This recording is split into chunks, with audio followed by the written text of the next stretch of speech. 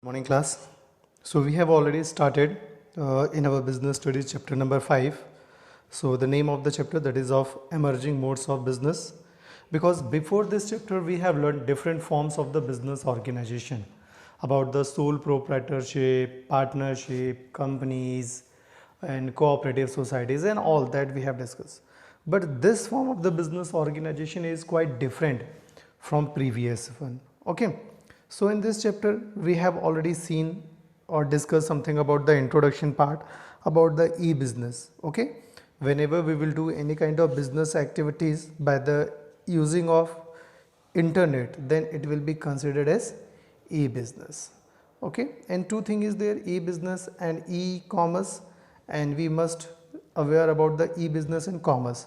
If we are talking about the business, it has a wider term, because in the business commerce is just only the part. Okay. Then here we have scopes of business organizations, and these scopes we have B2B, B2C, intra-B commerce and C2C commerce. Okay. So what is B2B commerce? Once when one buyer purchase or sell goods to another buyer, okay, or the production unit, then it is considered as B2B transaction. Then after we have B2C transactions. B2C transaction, it means when a businessman deal with the customers, okay, directly deal with the customer, then it is called B2C. And C2C, when one buyer used to communicate or used to sell goods to another consumer or customer. So benefits, here we have some benefits of e-business, like lower investment is required, that is convenient, speed up, global reach, and the movements toward a paperless society. These are the benefits of e-business. And here we have already seen the difference in between traditional business and e-business. Here we have some limitations of e-businesses, okay, that we have already discussed about that, just like low personal touch, ignorance, and for doing e-business we need technological assistance, and it increase the risk. So here in today's class we are going to learn something about the online transactions, how actually we do, just like most probably we use for shopping, online shopping, that is of Amazon, Flipkart and all. So how we do, how we finish any shopping, that we will learn in this lecture. So hopefully you all are aware, much aware about the online transactions. So first, as you know, first before the shoppings we need to register ourselves in that particular app. Just here we have, if we are going to use Flipkart, so here we have to register ourselves. So how we can register? So whenever you will open your Flipkart, there will be a option, that is of sign up option. So by the using of sign up option, you can create your account. Okay, creation of account, it means here we have to put our email address, mobile number, and we have to create an password for the further assistance. Okay, after that you can start your shoppings and all. So once when you will register yourself, then easily you can place your order. And then here we have to learn how we used to place an order. Before the placing of an order, now in every app they have some catalog of their product details and all. So according to the catalog, according to their items, okay, we have to choose, we have to select our own items. So हमने यहाँ पे अपना item भी select कर लिया. After the selection of items, we have to place our order. Once when you will select all the items in your cart, you will get details like this, okay, that is price detailing, price, how many items you have purchased, what is the delivery charges or the amount, and what is your total amount. Okay, that we have to write like this. Then after we have to place an order. Next we have, once when you will placed your order, easily you will get payment mechanism. Okay, first we have to register, second we have to place our order, third we have to choose the payment mechanism. Sir, what is payment mechanism? So most probably we use cash on delivery, that is called COD. Okay, cash on delivery. So how we purchase goods through online? So there we have to make payment by the different ways: cash on delivery, we have check option, we have net banking transfer, we have credit or debit card options, and we have digital cash. So cash on delivery, it means whatever order we have placed, whenever it will reach at our home, at that time we need to pay the amount. That is called cash on delivery. At the time of receiving of delivery, we need to pay the cash. Second we have check. Okay, most probably अभी हम लोग बहुत कम use करते हैं check, इस type का options नहीं होते हैं. Okay, but you can get this option also. Then after next we have net banking transfer. Net banking transfer, that is modern bank, most probably all the banks or the modern banks, they provide this facility. By using the bank portal we can transfer amount anywhere in any account. Okay, so that we can use, that is very safe way. And other than we have credit and debit card. Most probably we use this because this is also called plastic money, है ना, and this is the widely used medium of online transaction. Most probably 95% जितना भी transactions हैं, online transactions है, that is executed with a credit card. Okay, because credit card holders have different facilities. And then next we have digital cash. Digital cash, it means most probably all the app have their own wallet. Okay, in that wallet you can deposit some amount, and as per the requirement you can purchase goods. Okay, so just like Amazon have their own wallet, Airtel has their own wallet. So similarly all the online mobile apps, they have their own digital app. And next, and the very important thing, e-transaction or e-business, that is good, that is convenient, it saves our time. Okay, but these online transactions have some demerits, and these demerits are related to the security and safety purpose. So here we are going to discuss about the security and safety of e-transactions or the e-business risks.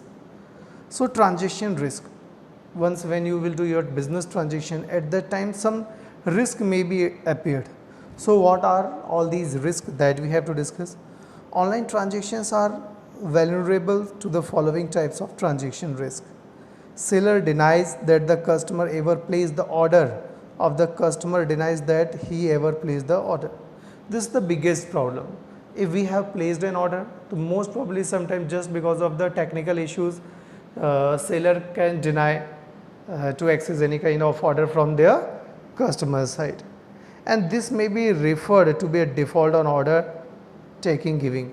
So most probably sometimes it may be the default order givings. We haven't placed any order, but sometimes we used to receive items just because of the default order. The intended delivery does not take place. Goods are delivered at wrong address. Sometimes it may be happen. Whatever address we have given, it is may be possible that is not in the reach of the distributor. So in that case they can deliver that goods at wrong address. So next one, or goods other than order may be delivered, and this is the very important thing. Most probably whatever goods we have ordered, we receive other than that. Okay, this may be regarded as default on delivery. Seller does not get the payment of goods supplied, whereas the customer claims. Sometimes we made our payment, but supplier they deny for accepting any kind of payment. Okay, so these are the some problems, these are the some transaction risk in on online business, and along with this some data storage and transmission risk are there just because of the virus, you know. The meaning of virus, that is vital information user sees. So just because of the virus, it can destroy your it can destroy your files, folders, or sometimes it can also harm or destroy our system. So then after, risk of threat of intellectual property and privacy, that we have already discussed. After this, next and the very important thing here, now in the present era, a businessman used to start their business activities, but just for the expansion or just for providing different services to their customers, they hire some outsiders. This is called outsourcing concept. Outsourcing concept, it means any kind of source which is not directly related to the business organization and work for the welfare and expansion of the business organization, then it is considered as outsourcing concept. Just like if we are talking about the customer services, most probably हम सभी लोग customer services avail करते हैं, use करते हैं. Once when you call someone or any mobile operator or any online shoppings to their customer cares, so actually that company does not provide that facility. For that they used to hire, okay, some companies, and they provide assistance facilities on the behalf of that company.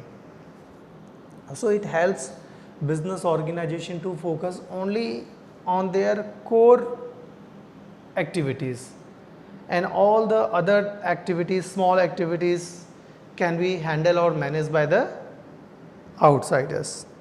Okay. And इसका सबसे बड़ा example जो होता है, that is of BPO. We have two different type of outsourcings are there. First is BPO, that is called business process outsourcing. Second one is called KPO, that is called knowledge process outsourcing. In BPOs, business process outsourcing, they provide us all the information. Okay, तो इसका सबसे बड़ा under the BPO अगर हम लोग बात करते हैं तो more than 80% area covered by the call centers, and call centers who work for the different companies. Okay, and it may be any kind of company who provide such a type of the facility. Okay, just like in our country, General Electric, okay, GE is for instance the largest captive BPO unit in India for providing certain kind of the services. Okay, and this companies also provide services in the different countries. So here we have to check why we need outsourcing. So first, focusing of attention. Once when you will start using of outsourcing, so in that case you can easily focus in your on or the main activities, and other than main or the central activities, rest of the things will be handled by the outsource companies. And quest for excellence, your award of the benefits of dividend, division of labor and specialization. Outsourcing enables the firm to pursue excellence in two ways. If we are using outsourcing, then easily we can make our business organization excellence. How we make it? So first, they excel themselves in the activities that they can do to the base of virtue of limited focus. If in the business organization we are going to handle small things, then we can't focus on the large things. Okay, and if we are not going to focus, if we are not focused in our business organization, so we can't give our excellent. And cost reductions, अगर हम लोग if we are using outsourcing in our business organization, so definitely it help us to reduce our cost of productions, cost of knowledge, cost of labor, everything can be reduced. And growth, okay, and mutual growth of the business organization can be happens because of this outsourcing. And flip to economic development, outsourcing more so offshore outsourcing stimulates entrepreneurship, employment and exports in the host countries. Okay, most probably outsourcing that provide different type of the facilities, and that's why it helps in the economic development of the countries, because it helps to generate the number of employment. So it was something about the outsourcing. Last we have KPO, that is of knowledge process outsourcing. In the knowledge process of outsourcing, we used to collect information or we used to provide information. In the collection of information, just if we are new in any business organization and we don't know from where we can get raw materials at cheap rate, in that case we can opt the facility provided by the different KPOs in our country. Okay, so it was something about this topic. So